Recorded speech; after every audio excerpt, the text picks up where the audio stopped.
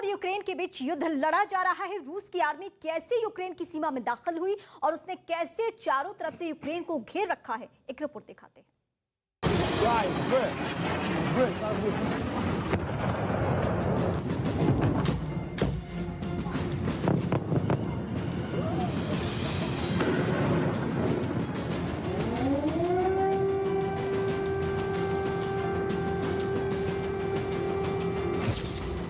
Ukraine के खिलाफ रूस ने जंग छेड़ दी है।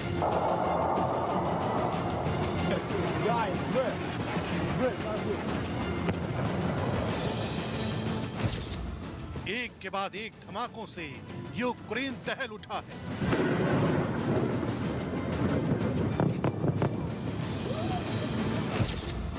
यूक्रेन में जान बचाने के लिए लोगों को छिपने की जगह तलाशनी पड़ रही है।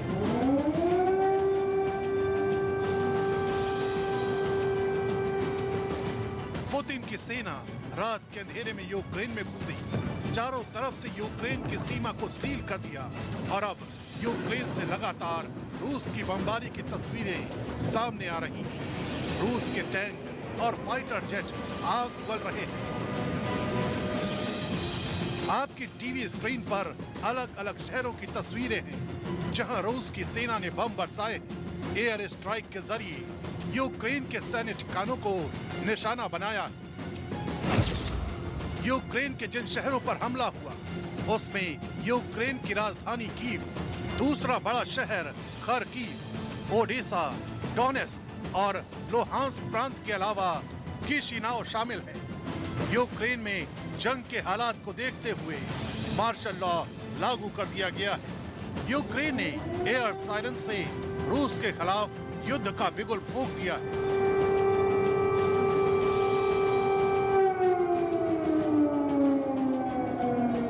लेकिन रूस ने पूरी प्लानिंग के तहत यूक्रेन के साथ जंग का आगाज किया है। इसलिए पुतिन के तेवर सख्त हैं और वो किसी भी सूरत में पीछे हटने वाले नहीं हैं। इस वक्त उत्तरी सरहद की तरफ बेलारूस की जमीन पर रूस की फौज मौजूद है। यूक्रेन के ठीक सामने पूरब की तरफ रूस की सेना मौजूद है।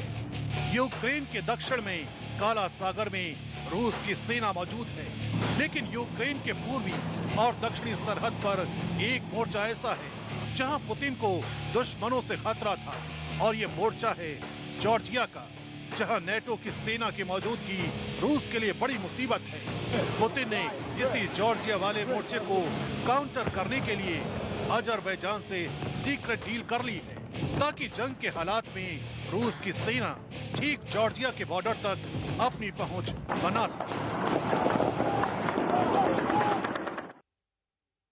और इस वक्त मेरे साथ मेरे सहयोगी जुड़ रहे हैं अमिताभ सिन्हा। अमिताभ जी, इस वक्त क्या खबर आप लोगों तक पहुंच रही है, क्योंकि आपकी जितनी भी यूक्रेन में लोगों से बातचीत हो पा रही हो वहां से क्या इनपुट्स मिल रहे हैं? बहुत जरूरी है हमारे दर्शकों को जानना, क्योंकि सब इस उम्मीद से है कि कहीं तो कोई रास्ता बने, कहीं तो ये युद्ध जैसे हालात ना हो।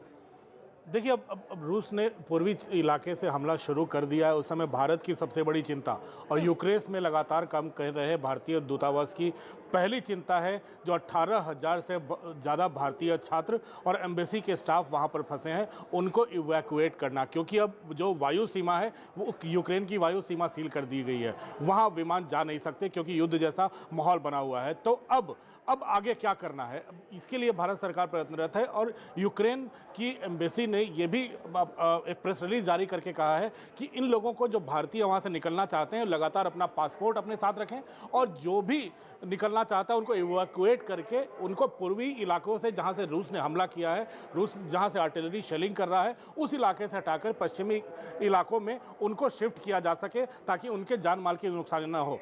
पहली चिंता। दूसरी चिंता, यूक्रेन के एम्बेसडर ने भारत में अपील की है भारत से हस्तक्षेप करने की, लेकिन भारत के लिए सबसे बड़ी मुश्किल यह है कि इनको 3 महत्वपूर्ण मुद्दों पर ध्यान रखना है। पहला, आर्थिक मुद्दा, क्योंकि क्रूड ऑयल से लेकर नेचुरल गैस तक का मेजर सप्लायर रूस माना जाता है। गेहूं का बहुत बड़ा सप्लायर अफ्रीका से लेकर कई देशों में रूस माना जाता है। यूरोप, अगर क्रूड ऑयल की अगर कीमतें बढ़ती हैं अंतर्राष्ट्रीय बाजार में, इसका बहुत बड़ा इसका असर भारत के बाजार पर भी पड़ेगा, तेल की कीमतों तौर पड़ेगा। दूसरी बात, कूटनीतिक तौर पर भारत अमेरिका के, भले ही अमेरिका भारत का साझेदार पिछले कुछ दिनों में रहा हो, लेकिन रूस हमेशा से एक बड़ा मिलिट्री डिफेंस इक्विपमेंट्स का साझेदार रहा है। तो कूटनीतिक तौर पर, मिलिट्री में सहयोग के तौर पर इन तमाम चीज़ों को देखते हुए भारत के लिए एक ही कदम फूंक कर रखना है। लेकिन पहली चिंता है इन भारतीयों को, छात्रों को वहां से बाहर निकाल कर लाना, जिसके लिए लगातार संकेत जा रहे हैं, संदेश जा रहे हैं और कोशिशें शुरू हो चुकी हैं। जी, आप जिन भारतीय छात्रों की चिंता जाहिर कर रहे हैं, वो भारतीय छात्र इस वक्त यूक्रेन से सीधे हमारे साथ जुड़ चुके हैं। फिरोज इस वक्त हमारे साथ जुड़े हैं। फिरोज, अभी क्या स्थिति बनी हुई है वहां पे, क्योंकि भारत सरकार तो लगातार आप लोगों को चिंतित है लेकर, और यहाँ पे बैठक भी जारी है और शायद आप लोगों से भी संपर्क साधा गया है दूतावास की तरफ से। हेलो हेलो जी फिरोज। हेलो फिरोज, आप हमें सुन रहे हैं? हेलो मैम, सुन पा रही हैं आप? हाँ, मैं सुन रही हूँ आपको। हेलो। आप सुन रहे हैं मुझे? जी जी जी, अभी अभी अभी सुना है। जी मैम, जी मैम, भारतीय दूतावास ने आप लोगों से संपर्क किया है इस वक्त? जी जी मैम, यहाँ हालात बिगड़ते ही जा रहे हैं। हम जिस जगह पे रुके हुए हैं मैम, वहाँ पे अभी तक 15 मिनट के अंदर 3 कंसेक्यूटिव ब्लास्ट हमें सुनाई दे चुके हैं। पूरा हमारा जो घर था वो शेक कर गया ब्लास्ट से। और कितनी दूरी पे ब्लास्ट हो रहा है ये हमें नहीं पता, बट लगातार हर 10 से 15 मिनट में ब्लास्ट यहाँ पे हो रहे हैं। हमें ये नहीं पता कि हम बाहर जाए, हमारे पास यहाँ खाने का सामान नहीं बचा हुआ है मैम। कैसे हम बाहर जाएं, खाने का सामान कैसे लेके आए वो भी हमें नहीं समझ आ रहा है, और किसे कांटेक्ट करें और हमें क्या करना, हमें इस वक्त कुछ भी नहीं समझ आ रहा है। और यहाँ लगातार हर 10 से 15 मिनट के डिफरेंस में ब्लास्ट हो रहे हैं बार बार। यस मैम, यस मैम, बहुत ज्यादा बच्चे पैनिक हो गए हैं मैम। अब मैं बंकर तलाश कर रहे हैं कि कहाँ पे जाके इंडियन स्टूडेंट्स और हमें ये भी नहीं पता कि बम क्या कब किस घर पे गिर जाए या हमारे घर पे गिर जाए, क्योंकि जब बम गिर रहा है तो पूरा घर शेक कर जा रहा है। हमें ये भी नहीं पता, ऐसा लग रहा है कि जैसे 100 मीटर की दूरी पे ही गिर रहा होगा। क्या आसपास आप लोगों के ट्रूप मूवमेंट, सैनिकों का मूवमेंट कुछ भी ऐसा दिखाई दे रहा है? क्योंकि आपने कहा ब्लास्ट इस एरिया में भी। जी जी जी जी, टैंक्स का मूवमेंट हो रहा है और वीडियोस आ रहे हैं जिसमें लोग हमें रॉकेट लॉन्चर्स लिए हुए हाथ में दिख रहे हैं। क्या इस बीच आप लोगों से किसी ने संपर्क करने की कोशिश? जी, किसी ये लोकल embassy ने से- किसी लोकल ने आपसे संपर्क किया है? हमारे पास कोई भी संपर्क नहीं किया।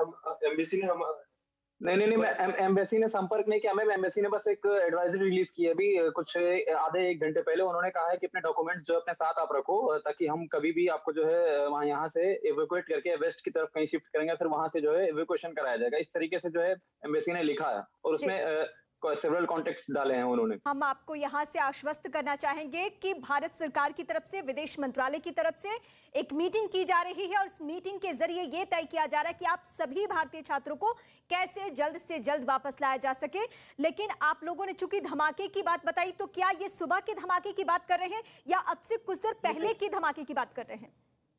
अभी जस्ट कुछ देर पहले, मैं आपको 20 मिनट पहले की बात बता रहा हूँ।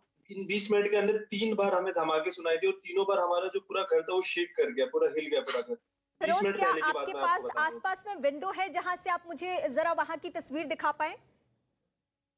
जी जी, हमें ये नहीं पता मैम कि धमाका कितनी दूरी पे हुआ है, बट धमाके की आवाज आई है और हमारा पूरा घर शेक कर गया। और आसपास हम बाहर निकल भी नहीं रहे, ना विंडो से निकल के कुछ देख रहे हैं, क्योंकि निकलने को हमें खास तौर से मना किया गया। ठीक है, फिर अगर गाइडलाइंस है तो बिल्कुल आप लोग बाहर नहीं निकलिए। हम आपकी परेशानी बिल्कुल समझ रहे हैं और भारत सरकार भी आप लोगों को लेकर फिक्रमंद है। बैठक यहाँ पे जारी है और जल्द से जल्द आप लोगों को बुलाने के लिए वो तमाम प्रोसेस किया जा रहा है। इस बीच हम सीधे अपने मेहमानों का भी रुख करेंगे।